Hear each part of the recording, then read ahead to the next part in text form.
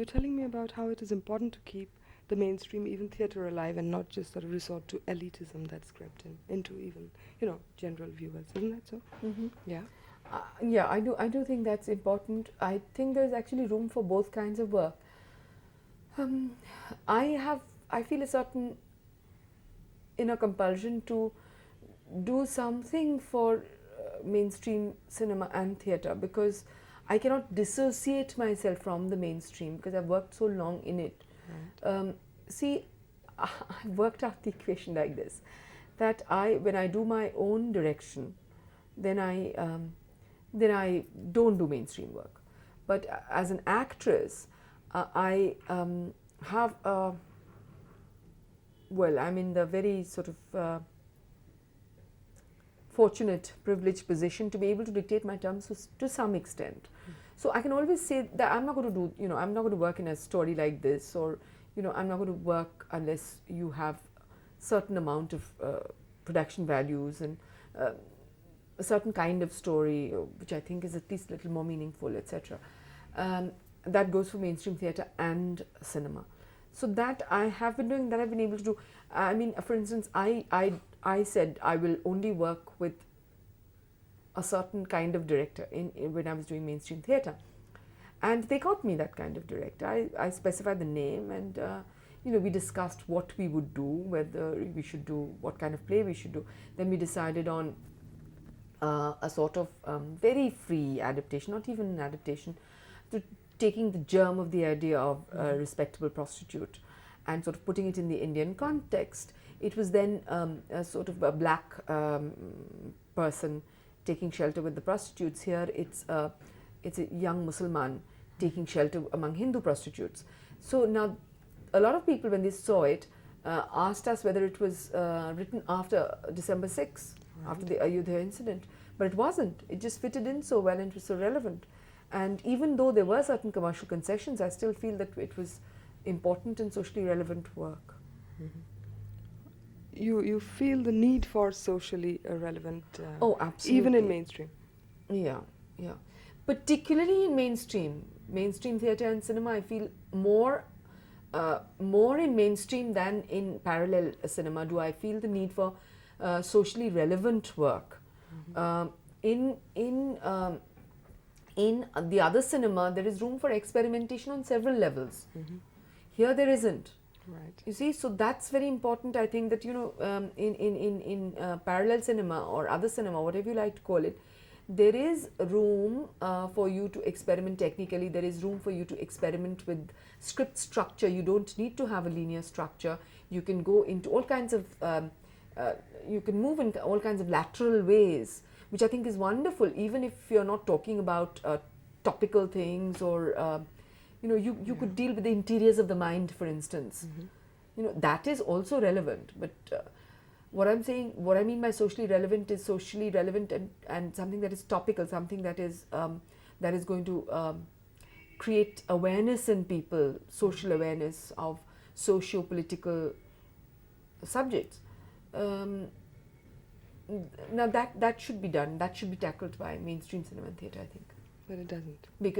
It doesn't. And because entertainment is also given alongside, therefore these things are likely to be seen, likely to be sort of registered within people, and likely to be assimilated by people better. I'm going to jump again, but we just discussed, how you get your real life experiences to project in films.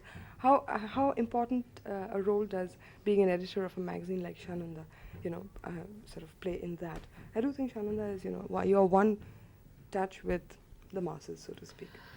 Well, one touch with the masses meaning I'm in an office, and the thing is, I get a lot of letters. I get to know a great deal about what's happening and so on and so forth. But really the only kind of real exposure that I got was when I travelled in a train with a burqa on. I did at one time. I used to travel a lot to and fro between Shantiniketan with a burqa on, and I would travel second class. And that was a wonderful experience because I just got to hear people talk and just see people eat and discuss things, and hear them discuss things and see the clothes they wore and see the magazines they read, and I came in touch with people other than simply my milieu, and that's very important. What sort of, when did you do this? I did it for a while till they found out that it was me traveling in the burqa, because very few people wear burqas these days. So next time, once when I traveled, somebody came up to me and said, Didi, will you give us your autograph? Then, then it became patently ridiculous, so I stopped wearing the burqa. And you did it just so that you wanted to get to know Oh people? no, I also did it because I thought it would be easier for me to travel that way. And I'd often traveled with friends who didn't always want to travel by air-conditioned first class, because really it doesn't make sense. It's very expensive, and apart from being very expensive, it's not there every day of the week. So if you wanted to travel on, say, a Wednesday or something like that, or a Tuesday, you couldn't. It was just over the weekend that you could. So we were, at that time I was doing theatre. So I had to always come back on a Thursday morning, and there was no way I could do that unless I took the second class train. It must have been quite a revealing experience. Any It was fun. It was very interesting. Any It was a little particular hot. thing that you remember that, in that second class compartment, the kind of people all around you? Anything that was that has stayed with you? Any particular Incident. episode? Yeah. There's really so many little things that it's difficult to say. Of course, you came across the bowls singing, and then you thought to yourself, oh my God, you really thought that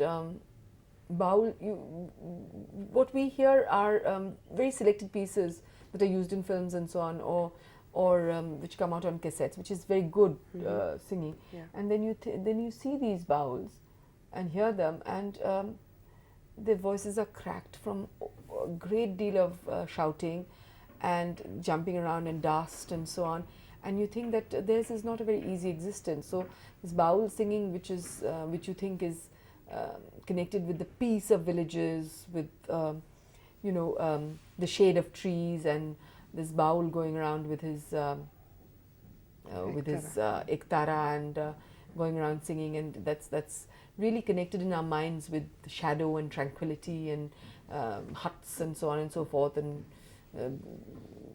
clear water ponds. But it isn't like that at all. Here are men who are just trying to make a living, and it's tough, and they're going around, and so much of pop culture has crept into it all. All this is fascinating. I think this is a reality, and one needs to be in touch with that kind of reality. Tell me, since you did go, the last question, how stark did you find the difference between your milieu and the second class milieu on a train to Shantiniketan? No. See, the second class milieu is also my milieu. Yeah. Because basically I am middle class, and these people were from middle class, perhaps a slightly lower middle class. But what was interesting were all the people who came in, the boot polish walas, or all the pheri walas who came in were very interesting. And even the people, I mean, the kind of things they would discuss, there would be people who would discuss even the Berlin Film Festival. I mean, I heard somebody saying talking about the Golden Bear, and except that he said beer, and then he made a pun on BEAR and BEER, and one kind of realized how much of a cloistered world one is living in. That's all.